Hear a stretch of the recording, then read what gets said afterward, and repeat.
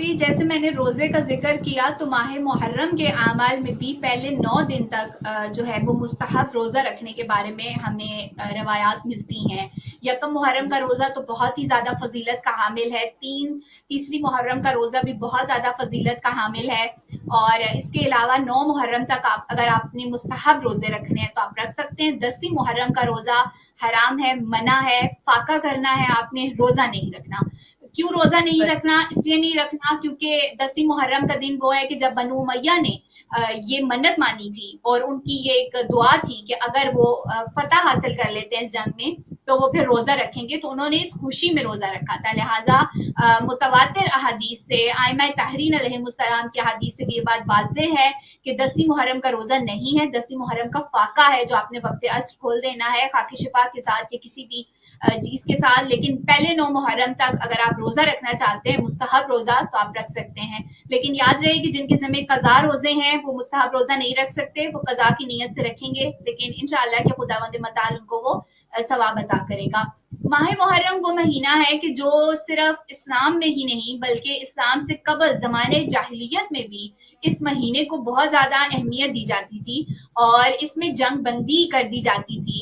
اس میں جو ہے وہ جتنی بھی لڑائیاں ہوتی تھی وہ ختم کر دی جاتی تھی، اور اسلام کے آنے کے بعد بھی یہ وہ مہینہ ہے کہ جس میں ہر قسم کی خون ریزی سے یا اشتعال انگیزی سے یا جنگوں سے جو ہے نا وہ پرہیز کیا جاتا تھا۔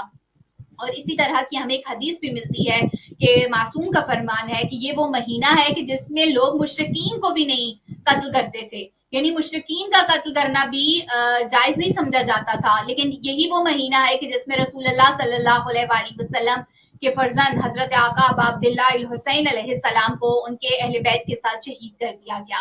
تو ماہ محرم کی فضیلت اس انداز سے ہے کہ یہ اللہ رب العزت کے ہاں بہت زیادہ مقرب مہینہ ہے۔ اگر آپ اسپرچولی اپنے آپ کو پیوریفائی کرنا چاہتے ہیں، اگر روحانیت کے درجات اپنے بلند کرنا چاہتے ہیں تو اس مہینے میں کر سکتے ہیں۔ کیسے کر سکتے ہیں؟ حضرت امام حسین علیہ السلام کا واسطہ اور وسیلہ اختیار کرتے ہوئے۔ آقا حسین علیہ السلام خدا کی بارگاہ میں بہت بلند مقام اور مرتبہ رکھتے ہیں، اتنا بلند مقام اور مرتبہ کہ جتنا کوئی عام انسانی ذہن تصور بھی نہیں کر سکتا۔ لہٰذا اگر آپ اللہ کی بارگاہ میں بلند مقام اور مرتبہ حاصل کرنا چاہتے ہیں تو اپنے آپ کا جو رابطہ ہے وہ پہلے امام حسین علیہ السلام کے ساتھ بہترین کریں، مضبوط کریں۔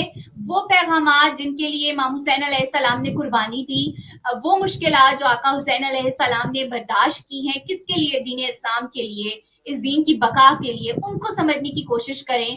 اسلام کا مہینہ صرف مکتب جعفریہ کا مہینہ نہیں ہے، فقط تشیع کا مہینہ نہیں ہے، فقط شیعہ افراد کا مہینہ نہیں ہے، بلکہ یہ اسلام کا مہینہ ہے، اسلام کا پہلا مہینہ ہے کہ جس میں 10ویں محرم کو 3 روز کے بھوک اور پیاس کی حالت میں معصوم 6 ماہ کے بچوں کو شہید کر دیا گیا۔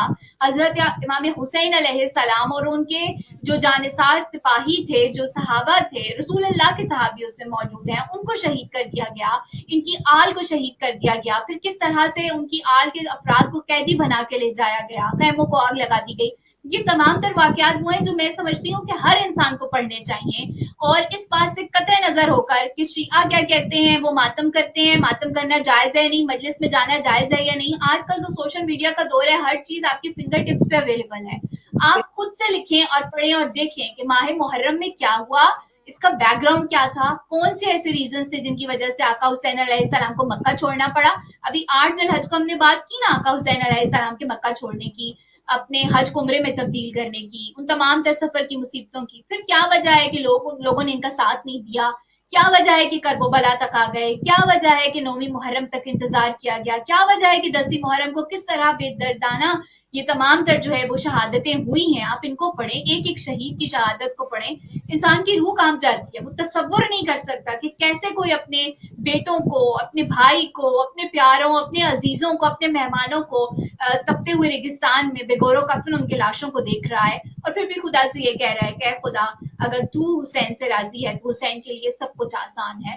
تو یہ وہ جملے ہیں، یہ وہ خطبات ہیں آقا حسین علیہ السلام کے کہ جو انسان کو اسپرچولی بہت مضبوط کر دیتے ہیں۔